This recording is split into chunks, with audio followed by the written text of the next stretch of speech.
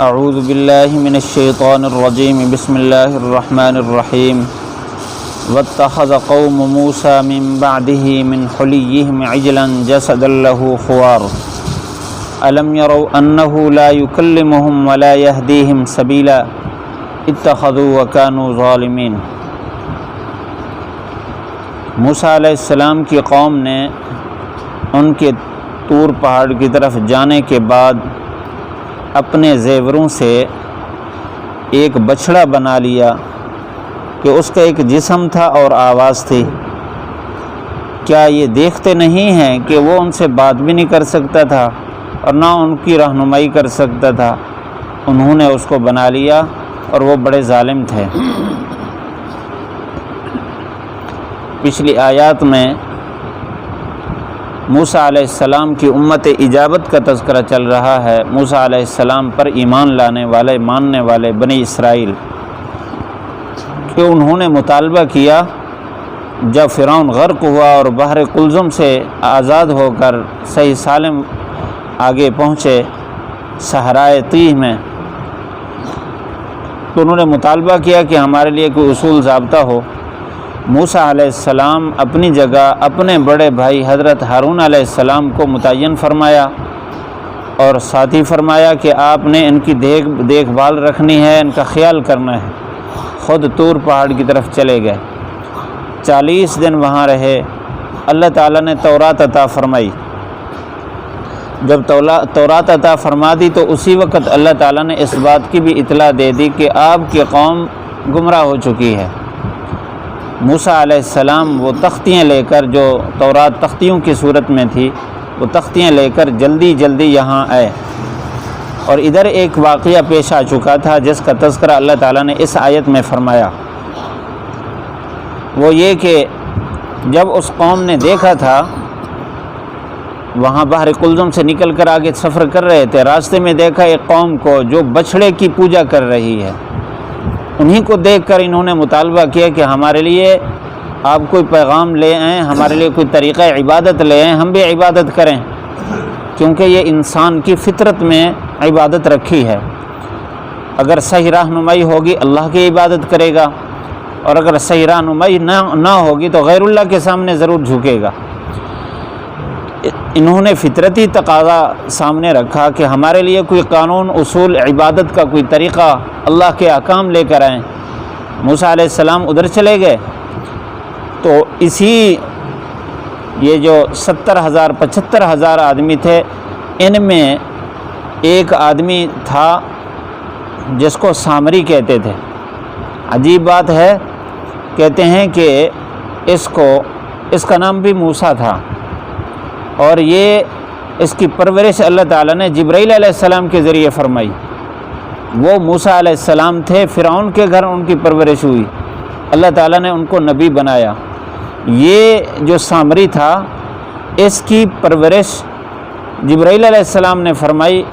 وہ اس طرح کوئی حادثہ پیش آیا، اس کی والدہ فوت ہو گئی سفر میں، تو ایک غار کے اندر اس کی ماں نے اس کو جنا تھا، ماں فوت ہو گئی، اب یہ بچ گیا۔ اللہ تعالیٰ نے جبرائیل علیہ السلام کے ذریعے سے اس کی پرورش فرمائی، بڑا ہوا، یہ ادھر آیا۔ اس کا حال یہ ہے کہ یہ گمراہی پر لگا ہوا ہے۔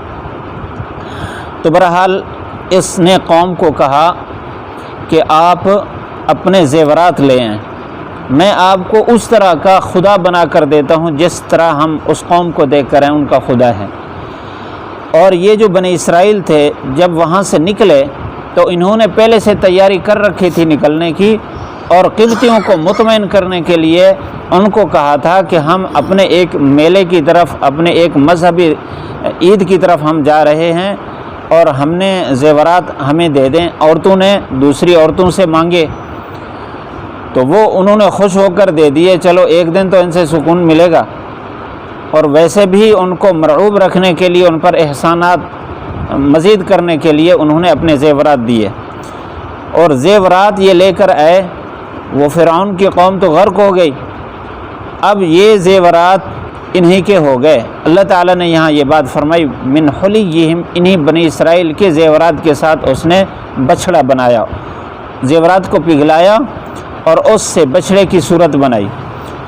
اور مفسرین نے لکھا ہے کہ جبرائیل علیہ السلام کیونکہ اس کی پرورش کرتے رہے، یہ جبرائیل علیہ السلام کو پہچانتا تھا، موانست تھی، تو جب جبرائیل علیہ السلام آگے آگے چل رہے تھے وہ راستہ بنانے کے لیے، دریا کو روکنے کے لیے، تو جہاں جہاں جبرائیل علیہ السلام کے گھوڑے کے قدم پڑ رہے تھے وہاں سے اس نے مٹی اٹھا لی، اور اس مٹی میں کچھ خاصیات اس نے دیکھی تھیں کہ جہاں وہ پاؤں رکھتا تھا گھوڑا وہاں سے سبز گھاس اگتا چلا جا رہا تھا۔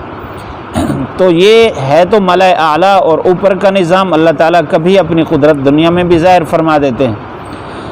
تو اس نے اس زمین کی خاصیات دے کر اس کو اٹھا لیا، اس مٹی کو، تو بچھڑا بنا کر اس نے اس کے منہ میں مٹی رکھی، اور ہوا کا ایسا اس کے اندر راستہ بنایا کہ اس سے وہ آواز نکالتا تھا جیسے بچھڑا آواز نکالتا ہے۔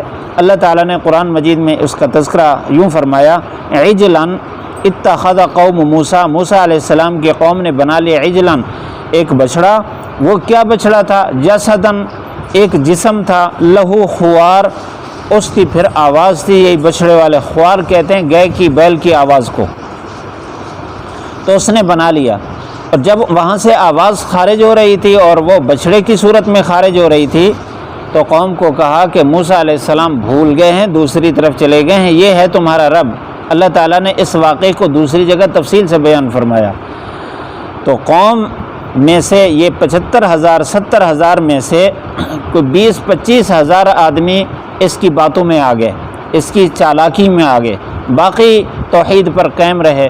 اور ادھر ہارون علیہ السلام مسلسل ان کو سمجھاتے رہے کہ آپ دھوکے میں نہ پڑیں، موسیٰ علیہ السلام اللہ کی طرف سے پیغام لے کے آ رہے ہیں، آپ اسی پر صبر کریں۔ لیکن یہ چالاک تھا، تیز تھا، تو اس نے بہت ساری قوم کو ورگلا لیا اور ان کو سجدے پر لگا دیا۔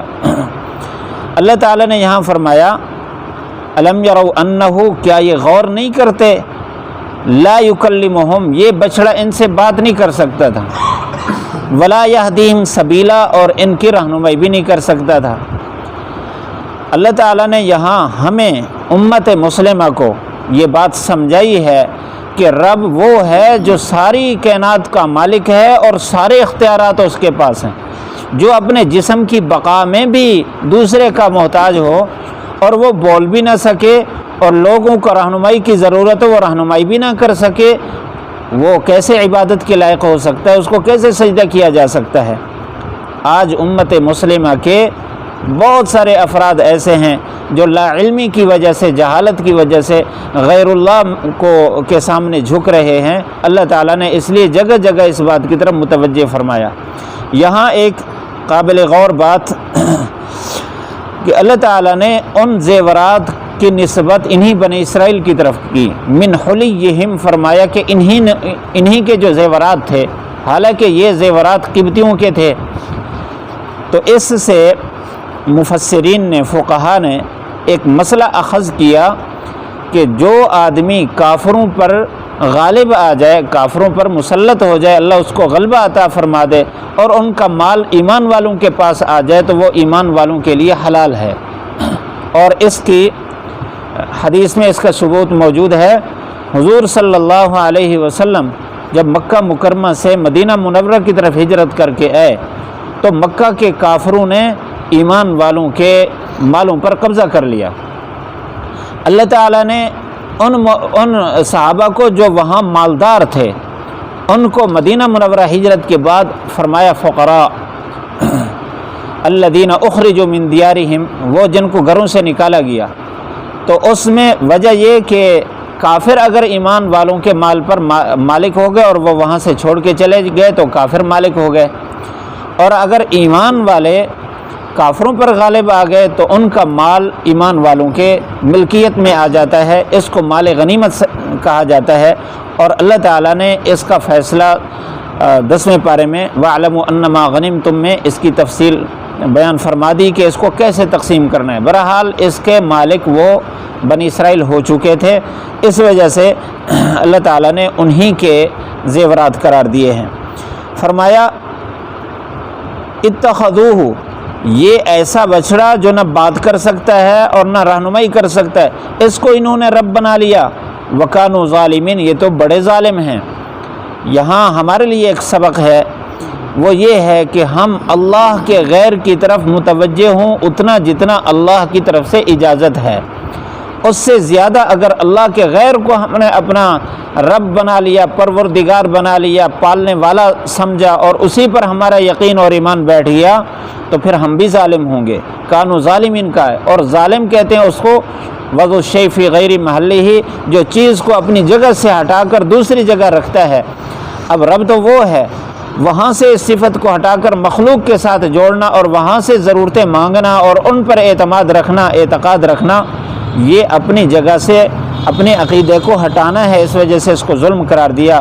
اللہ تعالیٰ نے قرآن مجید میں فرمایا ان الشرک لظلم عظیم، سب سے بڑا ظلم شرک ہے، اور اللہ تعالیٰ قیامت کے دن سارے لوگوں کو بخشنے کا اعلان فرمائیں گے جس کو چاہیں گے، لیکن اللہ تعالیٰ نے فرمایا ان اللہ تعالیٰ سب کو بخشیں، لا یغفر ان اللہ یغفر، جس کو چاہیں گے بخشیں گے، لیکن جس نے شرک کیا ہے، مشرک کو اللہ تعالیٰ قیامت کے دن نہیں بخشے گا، یعنی سب سے بڑا جرم قرار دیا اس کو۔ اللہ تعالیٰ ہم سب کو عقیدے اور نظریے کی اصلاح کی توفیق نصیب فرمائے۔ اللہ تعالیٰ ہمیں اپنی ذات پر مضبوط یقین ایمان نصیب فرمائے۔ پڑھ لیجئے واتخذ قوم موسیٰ من بعدہ من حلیہم عجلا جسدا لہ خوار الم یروا انہ لا یکلمہم ولا یہدیہم سبیلا اتخذوا وکانوا ظالمین۔ واتخذ بنا لیا قوم موسیٰ، موسیٰ علیہ السلام کی قوم نے، من بعدہ ان کے طور کی طرف جانے کے بعد، من حلیہم اپنے زیورات سے، عجلاً ایک بچڑا، جسداً وہ ایک جسم تھا، لہو خوار اور اس کے لیے بچڑے کی ایک آواز تھی۔ الم یروا کیا یہ سمجھتے نہیں ہیں، انہو کہ یہ بچڑا، لا یکلمہم ان سے بات نہیں کر سکتا، ولا یہدیہم سبیلا نہ ان کی سیدھے راستے کی رہنمائی کر سکتا ہے، اتخذوہ پھر بھی اس کو بنا لیا، وکانوا ظالمین یہ ظالم لوگ تھے۔ الحمدللہ رب العالمین والصلاة والسلام علی سید الانبیاء والمرسلین۔ ربنا آتنا فی الدنیا حسنہ وفی الآخرۃ حسنۃ وقنا عذاب النار۔ یا اللہ ہم سب کی بخشش فرما، ہم سب کے سارے گناہ معاف فرما۔ یا اللہ ہمیں اپنا دھیان، اپنا خیال، اپنا تصور نصیب فرما۔ یا اللہ ہمیں اپنی ذات پر مضبوط یقین نصیب فرما، ایمان میں کمال نصیب فرما۔ یا اللہ غیر اللہ کی پوجا سے بچا، یا اللہ اپنے غیر کے سامنے جھکنے سے بچا، درختوں کے سامنے، قبروں کے سامنے، یا اللہ اسی طرح اسباب کے سامنے، دکان اور کاشتکاری اور ملازمت کے سامنے جھکنے سے بچا۔ یا اللہ ہمیں اپنی ذات کے سامنے جھکنے کی توفیق نصیب فرما، اپنے غیر سے اعتماد اٹھا کر اپنی ذات پر